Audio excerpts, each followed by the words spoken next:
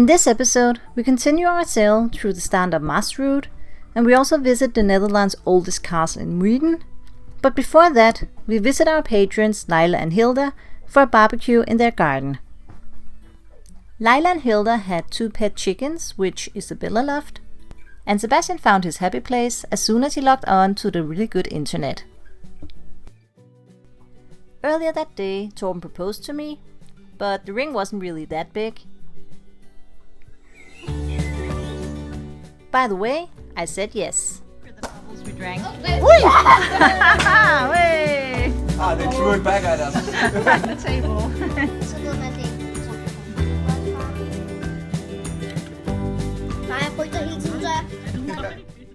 On the boat, we have different things to occupy our time. From me doing live radio interviews, to Sebastian doing live talks to his old classmates. And if Torben gets bored from our own boat maintenance, he finds another boat to do some on. On this day, it was Laila and Hilden's second boat that had engine problems. For your photo. Yeah!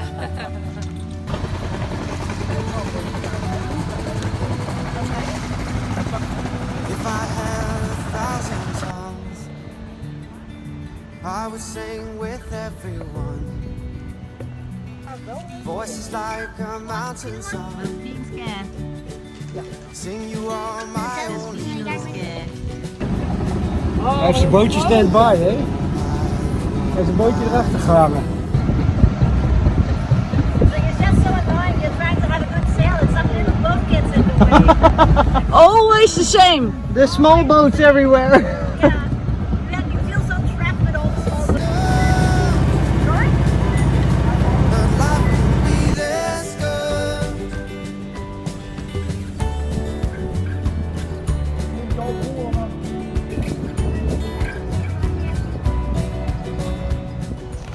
Vi har lige smidt en blomsterkrans i vandet til vores mormor og vores morfar, fordi de blev spredt som aske i vandet.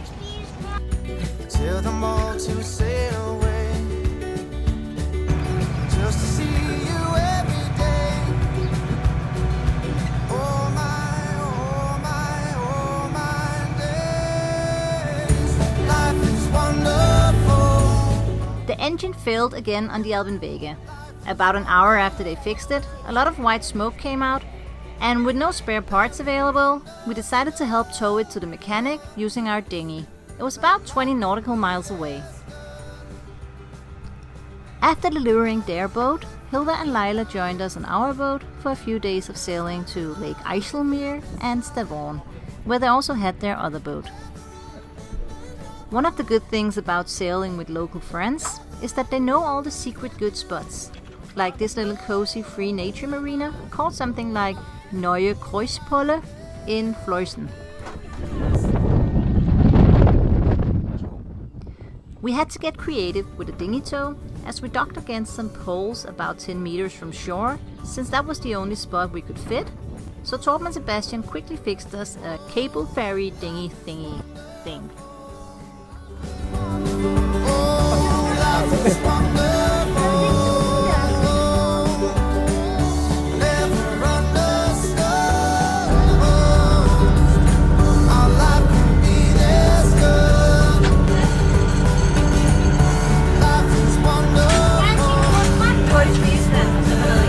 Det gør ikke noget at bruge for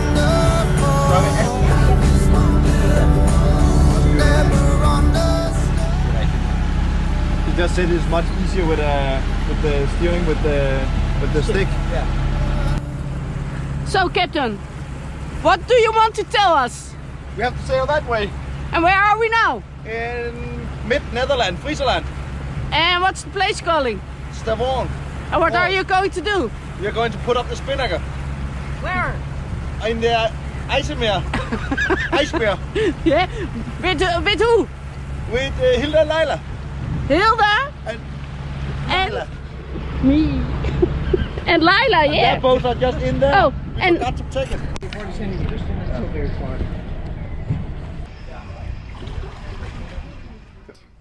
In the lock, you can clearly see the turbulence when they let in the water, and if you don't have your lines in order, you can easily damage the boat. 50. Okay? Yes. I'll do my best. Use your power.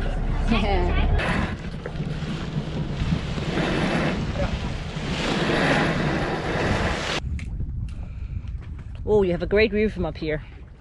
Yeah. Do you know that because you want to show with the spinnaker? I think what you can do is you can put it the other way around and then just have a very long pole at the back. Yeah. You can really go fast. You can easily go 10 knots. And if you have to go when It's awesome weather. I'm up in the mast and it's a beautiful day on the IJsselmeer, I think it's called, in Holland. Sun is shining, 22 degrees, light winds, and we put up the spinnaker and it's lovely. I like this. It's a lake, right? Yeah. IJsselmeer. This looks very summerish. Standing here steering in a summer dress. Welcome in Holland. Yeah, perfect weather. Oh, well, we could use a little bit of wind, but it's lovely. I'm not really sure where I'm going. Yeah? The røde nej, jeg styrer. You're losing the red rope. And 2 seconds later, the spinnaker dropped into the water because there's a huge difference between loosening a rope and letting it go completely.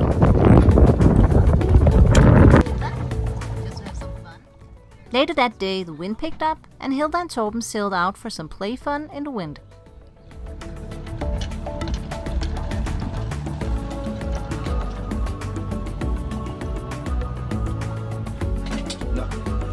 Er du ved at være klar, Karina, fordi maden er klar? Having a barbecue?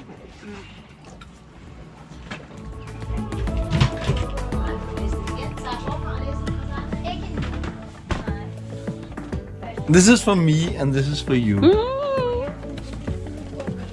No.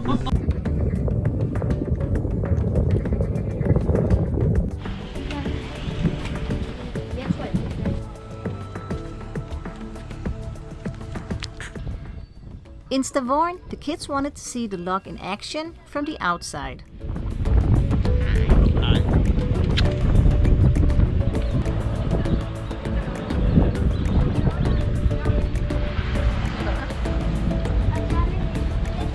We walked around this idyllic small town on the edge of Lake IJsselmeer in Friesland. About 950 people live there full time, and their main income comes from water tourists and sailors going to the lakes of Friesland.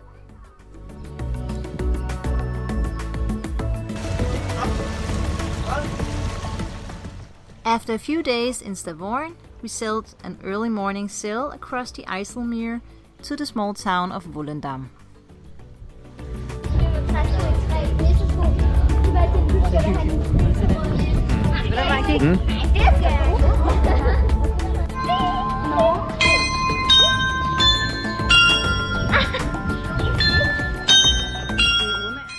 Volendam has been something of an artist retreat in the early 20th century, with both Picasso and Renoir spending time there. And the romantic city has inspired both painters and musicians over a lot of years. With its picturesque pretty houses and charming atmosphere, and walking around it, you can understand why. Men den stikker ikke af. De der kan godt flyve, ikke også? Jo, de har kæmpe vinger. In Volendam, we were lucky to be there on the day Halve Maren sailed out. And what a beautiful replica of this historic ship from 1609. Halve Maren was in secret commissions by the VOC Chamber of Amsterdam to find a western passage to China.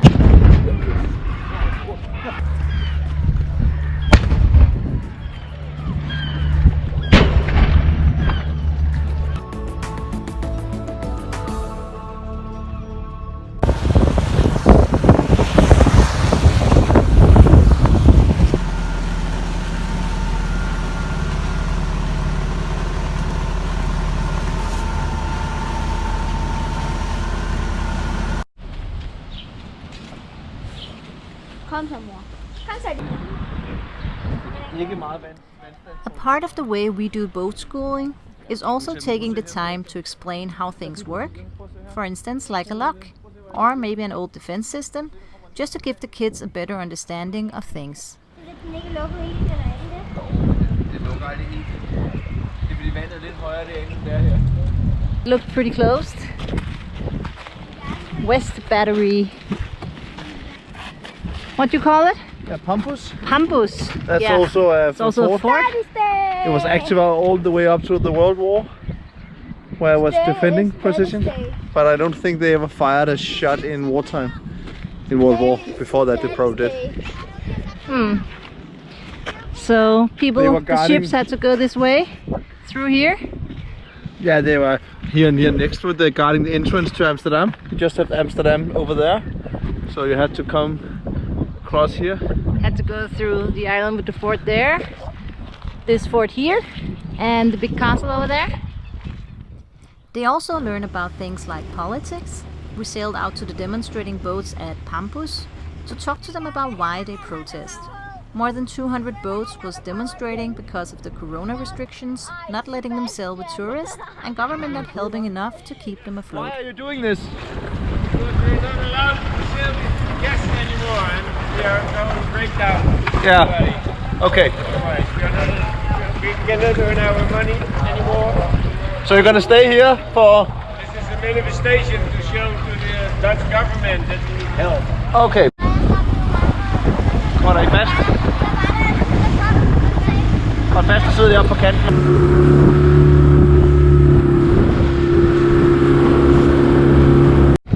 Isabella, Amsterdam, Holland. Sebastian, Amsterdam, Holland.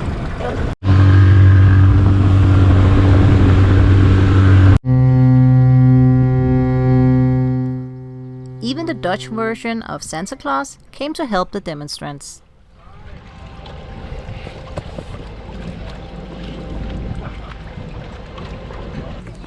Jeg kan ikke huske ordet på den. Nå jo, spytkirkler. Jeg har bare fået noget maksimum. We spent a week in Muiden, in a marina just at the foot of the Muiden castle, so obviously we had to visit this piece of history.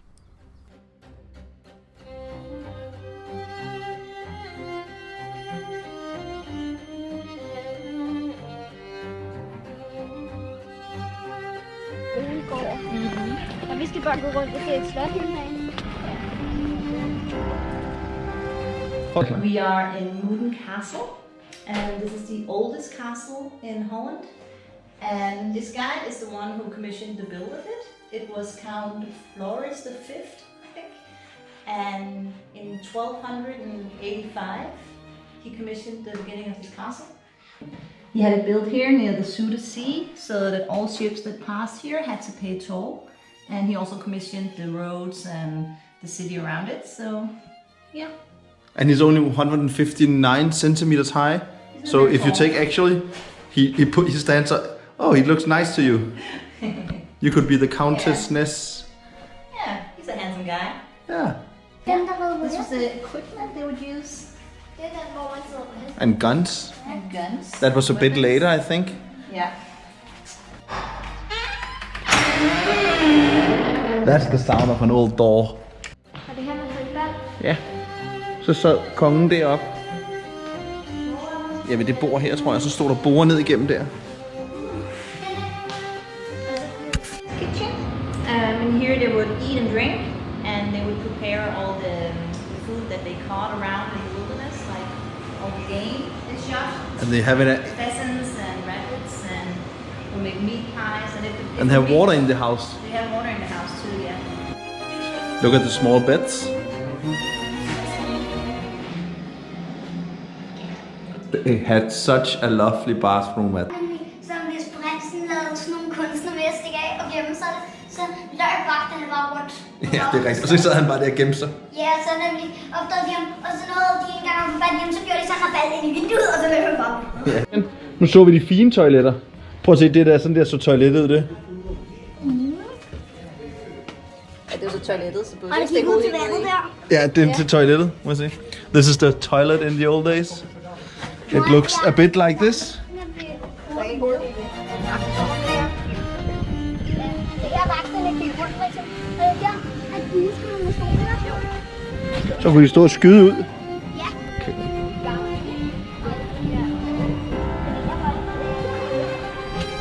If you look here, you can actually see that they just throw stone down this way when people were trying to cross it. So that's the defense of it, and they could shoot out that way. The tree tunnel, and in the 1700s, rich, wealthy women were supposed to be very pale in the skin, so they shouldn't be exposed to too much sunlight. Therefore, they made this tunnel where the women could walk around and still be in the shade, and then look out into the beautiful gardens through these big windows. So,